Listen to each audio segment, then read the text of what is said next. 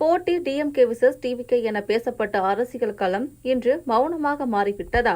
விஜய் அரசியல் விளையாடுகிறாரா அல்லது பிறரின் விளையாட்டில் ஒரு காயாக மாறிவிட்டாரா என்ற சந்தேகம் அரசியல் வட்டாரங்களில் தீவிரமாக பேசப்படுகிறது. தமிழக அரசியல் களத்தில் மாற்றத்தை தருவேன் என்ற முழக்கத்துடன் வந்த விஜய் இன்று அதிமுக வெற்றியை தடுத்து நிறுத்தும் ஒரு ஸ்பாய்லராக செயல்படுகிறார் என்ற குற்றச்சாட்டை எதிர்கொள்கிறார்கள்.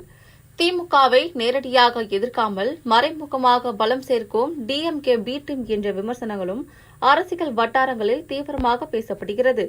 ரசிகர்களை ஏமாற்றி டிக்கெட் விற்பனை மூலம் கோடிகள் குவித்தவர் இன்று ஊழல் குறித்து பேசுவது அரசியல் நேர்மையா என்ற கேள்வி எழுந்துள்ள நிலையில் ஒரு காலத்தில் போட்டி டிஎம்கே விசஸ் டிவிகே என முழங்கிய விஜய் இன்று அதை பற்றி பேசாமல் மௌனம் காக்கும் நிலையில் அரசியல் கேம்ல அவர் இல்லை என்பதை அவரே ஒப்புக்கொண்டது போல பார்க்கப்படுகிறது. தொண்டர்களை நெறிப்படுத்த முடியாத தலைவரா விஜய் தொடர்கிறார்கள் என்பதற்கு மேடையில் விசிலெடுத்து ஊதி காட்டிய சம்பவமே சான்று என விமர்சகர்கள் சுட்டிக்காட்டுகின்றனர். மேலும் சமீப காலங்களில் விஜய் முகத்தில் மகிழ்ச்சி இல்லாத தோற்றம், அவரது அரசியல் எதிர்காலம் குறித்த சந்தேகங்கள் அதிகரிக்கிறது.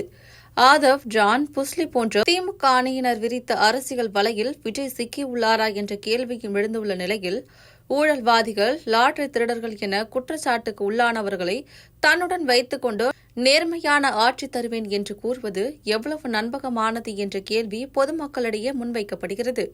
பாஜகவை கொள்கை எதிரி என கூறும் விஜய் அதே நேரத்தில் தமிழின விரோத கட்சி என்றும் தமிழினத்தை அழித்ததாக குற்றம் சாட்டப்படும் காங்கிரஸை ஆதரிப்பது அரசியல் இரட்டை நிலைப்பாடு அல்லவா என்ற விமர்சனமும் தீவிரமாகியுள்ளது. அனைத்து கட்சியிலிருந்தும் விரட்டப்பட்ட நபர்களை ஒன்றிணைத்து கட்சி நடத்தி வெற்றி பெற முடியுமா? இது இறுதியில் திமுகவுக்கே சாதகமாக அமையுமா என்ற கேள்வியும் எழுந்துள்ள நிலையில் அதிமுகவை மறைமுகமாக ஊழல் கட்சி என விமர்சிக்கும் விஜய் அதே அதிமுகவில் இருந்தே தாவேகாவுக்கு ஆள் பிடித்து அரசியல் முரண்பாடு அல்லவா என்ற கேள்வியுடன் அவரது அரசியல் பயணம் இன்று கடும் விவாதங்களில் மையமாக மாறியுள்ளது.